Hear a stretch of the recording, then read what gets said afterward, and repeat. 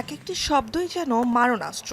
বিরামহীন বাক্যবাণে অস্থির করে তুলছেন বিশ্বকে। ঊনবিংশ শতাব্দীর দৃষ্টিতে দেখতে গিয়ে একবিংশ শতকের বিশ্বকে এভাবেই হুমকিতে ফেলছেন মার্কিন president.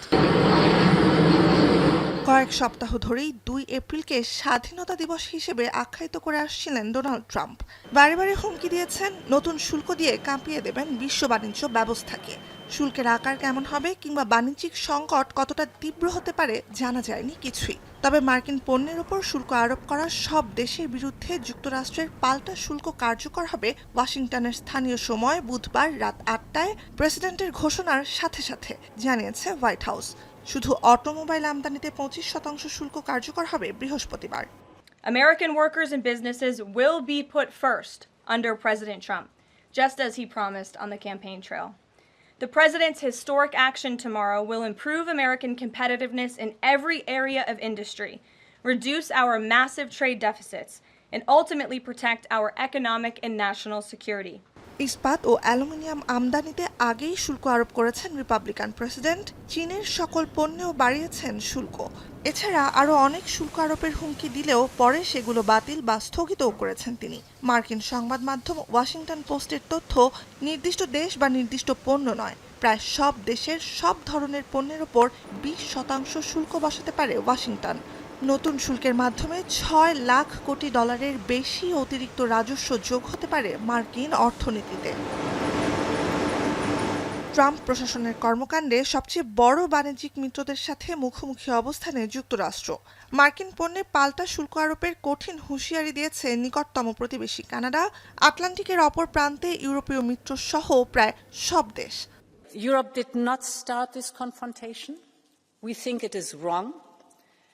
But my message to you today is that we have everything we need to protect our people and our prosperity. We have the largest single market in the world. We have the strength to negotiate. We have the power to push back. ট্রাম্পের এ পদক্ষেপ boomerang হয়ে যুক্তরাষ্ট্রকে আঘাত করবে কিনা উঠছে সে প্রশ্ন। কানাডায় মার্কিন পণ্য বর্জন আন্দোলনে এরই মধ্যে ক্ষতি গুনতে শুরু করেছে বলে জানিয়েছে যুক্তরাষ্ট্রের অনেক প্রতিষ্ঠান। যদিও প্রেসিডেন্টের যুক্তি, কয়েক দশকের মুক্ত বাণিজ্য চুক্তির মাধ্যমে মার্কিন বাজারে $৩ লাখ কোটি পণ্য ঢুকেছে, যা ক্ষতিগ্রস্ত করছে স্থানীয় ব্যবসায়ী ও কর্মজীবীদের। ট্রাম্প প্রশাসনের দাবি, যুক্তরাষ্ট্র ও বহির্বিশ্বের চরম ভারসাম্যহীন বাণিজ্যে ঘাটতির পরিমাণ $১,২০,০০০ কোটি ছাড়িয়ে গেছে। এ দাবি যদি সত্যও হয়, তাও ভারী শুল্ক আরোপ সমাধান নয় বলছেন অর্থনীতিবিদরা। এতে দেশের ভেতরে বাইরে বাড়বে দ্রব্যমূল্য, ধাক্কা লাগবে সারা বিশ্বের অর্থনীতিতে। ইয়েল ইউনিভার্সিটির বাজেট ল্যাবের তথ্য, আগেই আরোপিত ২০% শুল্কের জেরে মার্কিন পরিবারগুলোতে এর মধ্যেই গড়ে খরচ বেড়েছে অন্তত $৩,৫০০ করে।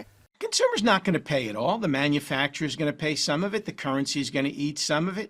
Look, for a lot of these companies, it's a loss minimization process.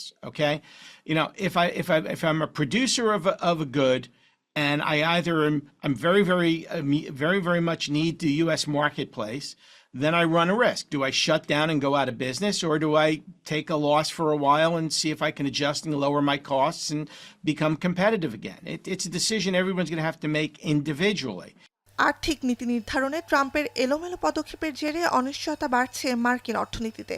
এর ফলে বিশ্বের শীর্ষ ধনী দেশটিতে যে এরই মধ্যে গতি হারাচ্ছে অর্থনীতি, সে লক্ষণও দৃশ্যমান। ট্রাম্পের নতুন শুল্ক সামনে রেখে জাপান থেকে যুক্তরাজ্য, এমনকি খোদ যুক্তরাষ্ট্র সহ সারা বিশ্বের উৎপাদন খাতে মার্চ ছিল ভাটার মাস। বিনিয়োগকারীদের তীব্র অনাস্থায় গেল এক মাসে $৫ লাখ কোটি হাওয়া হয়ে গেছে মার্কিন পুঁজিবাজার থেকে। নুজহাত কামাল, এখন বিশ্ব। মাঠের অলরাউন্ডার আমি, আর ঘরের all rounder Tilex. Tilex toilet cleaner, clean মানেই টাইলক্স।